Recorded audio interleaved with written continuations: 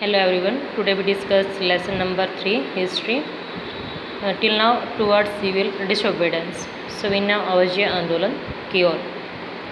In February 1922, Mahatma Gandhi decided to withdraw on the non-corporations movement. 1922 में गांधी जी ने जो हमारा असहयोग आंदोलन था उसको बंद करने का निश्चय किया. He felt the movement was turning violent. उन्होंने महसूस किया कि जो हमारा आंदोलन था वो हिंसात्मक होता जा रहा है कई स्थानों पर. जैसे कि हमने लास्ट टाइम रीड किया था चोरी कि वहाँ पर पुलिस वालों को मार दिया गया था. ये कुछ घटनाएं ऐसी थी जिसके कारण गांधी जी ने अपना आंदोलन जो है वापस लेना पड़ा. Satyagrahis need to be properly trained before they would be ready for mass struggle. तो जो सत्याग्रही थे उनको एक विशेष प्रशिक्षण की ज़रूरत थी कि किसी भी संघर्ष को ज़्यादा बड़े पैमाने पर सफल बनाने के लिए. Within the Congress some leaders were by now trend of mass struggle. यानी कांग्रेस के कुछ विशेष नेता जो उस समय प्रशिक्षित थे किसी भी संघर्ष को करने के लिए. And wanted to participate in election to be provincial council. और वो चाहते थे कि जो प्रांतीय सभा के इलेक्शन होंगे उसमें वो पार्टिसिपेट करें. That had been set up by the government of India act of 1990 कि जो भारत सरकार का अधिनियम 1919 बना उसके तहत. They felt that it was important to pose British policies. और वे महसूस करते थे कि ये ब्रिटिश की जो नीतियाँ हैं उनके विरुद्ध. Within the council argue for reforms and also demonstrate that these council were not truly democratic. और उनको ये भी पता था कि ये जो रिफॉर्म्स हैं सुधार हैं और जो डेमोन्स्ट्रेट प्रदर्शन किए जा रहे हैं ये लोकतंत्र के लिए मतलब सच नहीं है. C.R. Das and Motilal Nehru form the Swaraj party. सभी बच्चे अंडरलाइन करेंगे C.R. Das and Motilal Nehru कि 1923 में इन्होंने एक स्वराज पार्टी बनाई within the Congress to argue for a return to council politics. क्योंकि कांग्रेस के थे और इन्होंने भी राजनीतिक उसमें वापसी के लिए अपना अलग से एक पार्टी बनाई. But the younger leaders like Jawaharlal Nehru and Subhash Chandra Bose pressed for more radical mass essence and for full independence. जैसे कि पंडित जवाहरलाल नेहरू हैं, नेताजी सुभाष चंद्र बोस हैं जो कि उग्र दल के युवा दल के नेता थे. तो ये स्वतंत्रता चाहते थे कि हमें किस प्रकार से जल्दी स्वतंत्रता प्राप्त हो. In such a situation of internal debate. आंतरिक जो वाद विवाद हुए dissensions and dispute two factors again shaped Indian politics. भारतीय राजनीति के सामने मतलब डिबेट होती वाद विवाद होते थे. कब की बात है ये 1920. The first was the effect of the world wide economic depression. पहला रीजन ये था कि फर्स्ट वर्ल्ड वॉर के कारण जो इकोनॉमी की थी विश्व की अर्थव्यवस्था थी वो मंदी की अवस्था में पहुंच चुके थे. Agriculture price began to fall from 1926 से जो वस्तुओं के रेट थे वो काफ़ी गिरना स्टार्ट हो गए. And cloth after 1930. और ये 1930 तक चला. As the demand for agriculture goods fell and export decline. इस प्रकार से जो हमारी खेती की वस्तुएं थी उनके प्राइस जो है इंक्रीज होने के कारण डिमांड कम हो जाती है और जो एक्सपोर्ट आयात निर्यात होते हैं वो काफ़ी कम. Peasants found it difficult to sell their harvest. और किसानों के लिए काफ़ी मुश्किल समय था कि वो अपनी फसल को किस प्रकार से सेल करें एंड पे देयर रिवेन्यू और उनके पास इनकम सोर्स बने. By 1930 the countryside was in turmoil. और जो मतलब ग्रामीण क्षेत्र थे 1923 के दौरे में जो हमारे कंट्री साइड मतलब ग्रामीण क्षेत्र वो काफ़ी उनकी स्थिति जो थी वो दयनीय बन गई थी, चिंता का विषय था. Against this background the new government in Britain constituted a statutory commissions under sir John Simon. तो इसके विरुद्ध में 1927 में एक साइमन कमीशन बना, आप अंडरलाइन करेंगे और याद रखना है साइमन कमीशन की जो स्थापना है ब्रिटेन में 1927 में की गई थी और इसके जो अध्यक्ष थे वो थे sir John Simon. Set up in response to the nationalist movement, इसकी स्थापना जो की गई थी वो राष्ट्रवाद जो हमारा आंदोलन था उसके अगेंस्ट थी। The commission was to look into the functioning of the constitutional system in India.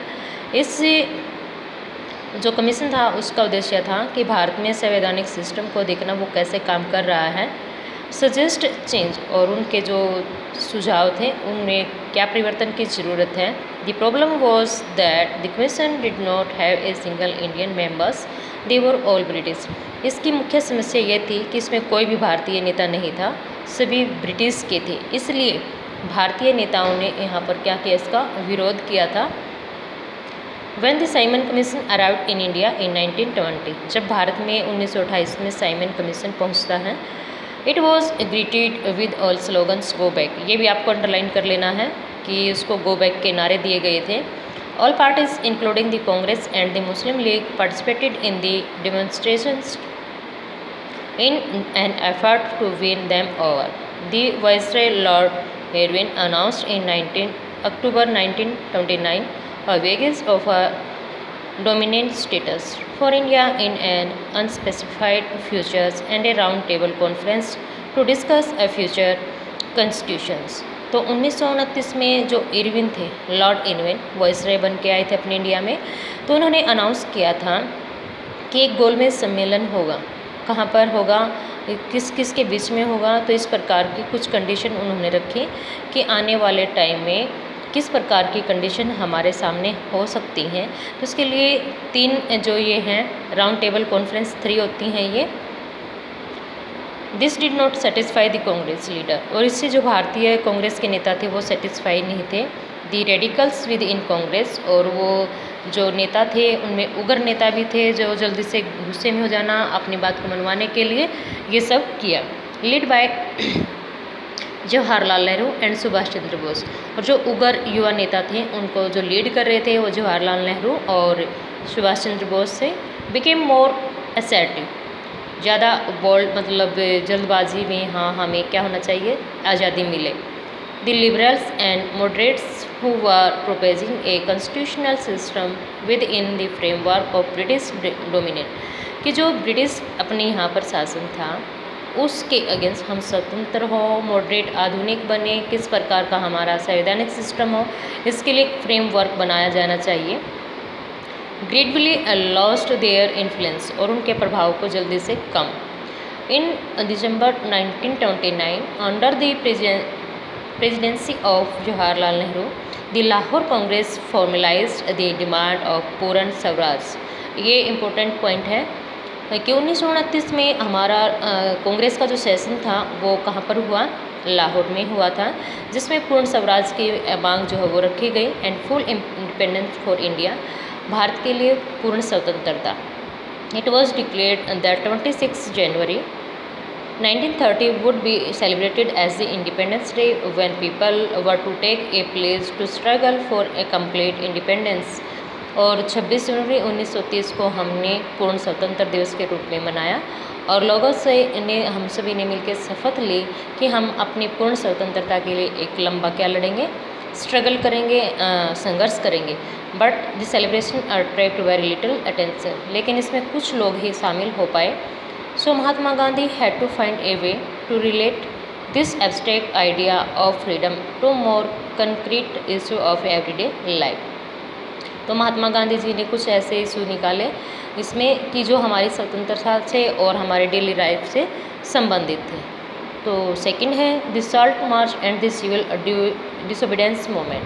तो इसमें क्या है, साल्ट मार्च, नमक यात्रा और सविनय अवज्ञा आंदोलन। ये गांधी जी ने मतलब सोचा कि क्यों ना हम इनको स्टार्ट करें जिसमें ज़्यादा से ज़्यादा हमारे लोगों की भागीदारी हो।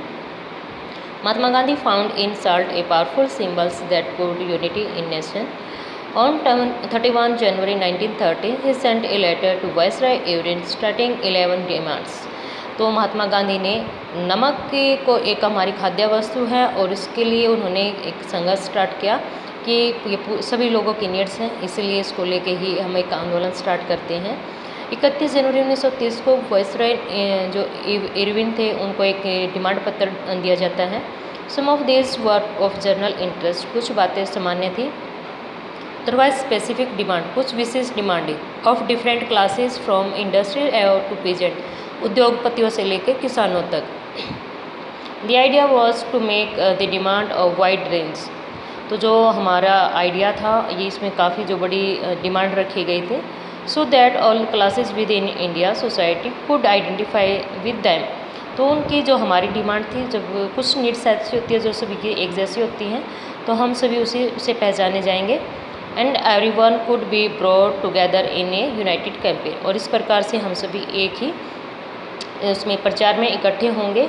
The most struggle of all was the demand to abolish the salt tax, और इसमें जो सबसे इम्पोर्टेंट क्या था कि जो हमारा नमक है, नमक के ऊपर टैक्स जो लगा दिया गया उसका खात्मा।